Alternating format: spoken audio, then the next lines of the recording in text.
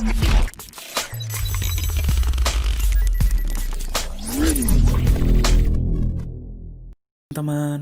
nah kebetulan nih pada kesempatan kali ini kami ingin menjelaskan tentang uji kualitatif parasetamol. Nah, ada apa aja sih uji kualitatifnya? Oke, sebelum kita mulai, perkenalkan kami untuk memperkenalkan diri terlebih dahulu. Kami dari kelompok parasetamol A6 beranggotakan Sumaya, Rahmadani Kusuma Putri, Rizky Agus Santosa, Alvita Azahra, dan Alfi Husnul Putiyah. Nah, sebelum masuk pembahasan, kita review dulu nih, apa sih sebenarnya parasetamol? Parasetamol atau acetaminophen merupakan salah satu jenis obat yang termasuk ke dalam golongan analgesik dan antipiretik yang populer dan digunakan untuk meredakan sakit kepala dan nyeri ringan, serta demam. Obat ini digunakan sebagian besar sebagai obat resep untuk analgesik dan flu. Parasetamol bekerja dengan cara mengurangi produksi penyebab peradangan yaitu prostaglandin. Dengan penurunan kadar prostaglandin di dalam tubuh, tanda peradangan seperti demam dan nyeri akan berkurang. Nah, gimana sekarang? Sudah tahu kan apa itu parasetamol? Yuk kita lanjut ke pembahasan selanjutnya.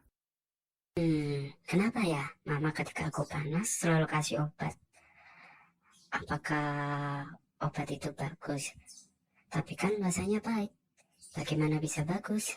Hai nak, jangan ngelamun, saat jalan nanti kesan. Ouch! Kelingking kecil manisku. Dah dibilangin kalau jalan jangan ngelamut, mikirin apa sih? Cuma penasaran. Kan kalau aku lagi panas, mama selalu kasih obat paracetamol. Nah, kepo aja sih sama uji-uji pada obat paracetamol itu. Oh, jadi mikirin itu toh. Ya udah deh, yuk kita lihat bareng aja.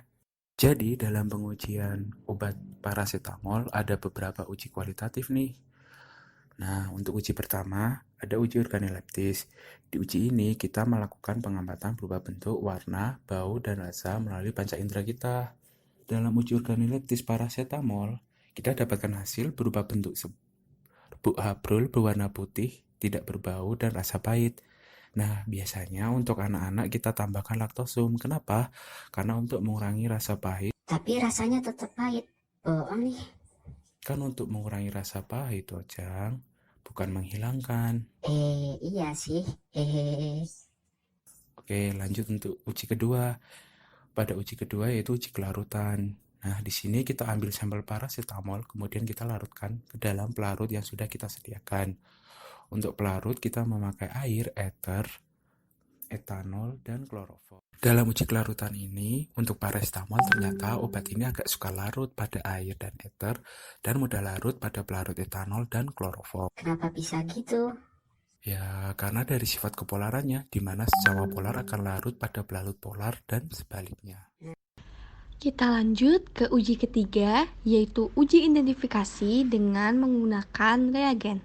Pada tahap ini, peneliti menyiapkan parasetamol sebanyak 1 mili dengan konsentrasi sebanyak 0,1 hingga 2,5 mg per 10 mili yang ditambahkan 2 mili FeCl3 1%. Kemudian volume ditambahkan secara terpisah hingga 10 mili dengan air suling. Lalu dikocok dan menghasilkan warna biru saat diukur dengan panjang gelombang 560 nanometer dan sampel hanya menggunakan reagen sebagai belangko. Jika tanpa pemanasan akan menghasilkan warna keunguan. Hal tersebut dapat terjadi karena parasetamol dapat bereaksi dengan ion Fe3+ karena gugus hidroksil lebih reaktif dibanding gugus karbonil. Maka gugus hidroksil bereaksi dengan ion Fe3+. Ada kandungan paracetamol dalam tubuh kita gimana? Sekarang udah gampang banget buat ceknya, jadi nanti kita tinggal beli strip test di apotek terdekat. Sebelumnya, dilakukan preparasi sampel terlebih dahulu, yaitu dengan menaruh sampel darah di dalam wadah dan didiamkan selama 10 menit, disimpan pada suhu 2-8 derajat Celcius. Sampel harus disiapkan 3 hari sebelum digunakan, dan jika ingin digunakan, dilelehkan terlebih dahulu. Setelah 3 hari, kita baru bisa menggunakan. Terus darah kita diapain setelah itu? Untuk uji rapid test ini, langkah pertama, seorang akan mengambil test kit dan sampel yang sudah dipreparasi. Kedua, sampel darah ditambahkan ke dalam alat. Alat akan bekerja dengan menyerap darah dengan ditambahkan dilution buffer. Setelah 5-8 menit, hasil akan terekam. Jika tidak ada garis berwarna pada kit, menunjukkan hasil positif. Oh, berarti nunggu 5-8 menit dulu ya untuk hasilnya. Eits, ada yang lebih cepat sekarang, yaitu dengan menggunakan 3 reagen berbeda untuk masing-masing test kit.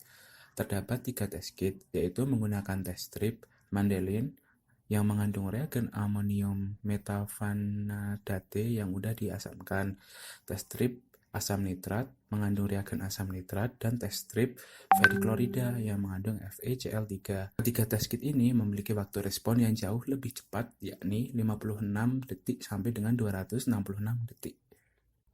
Gimana? Sudah tahu kan bagaimana uji kualitatif obat sekarang? Iya, makasih. Sekarang udah nggak penasaran lagi aku. Nah, gimana nih teman-teman informasi yang sudah disampaikan kali ini?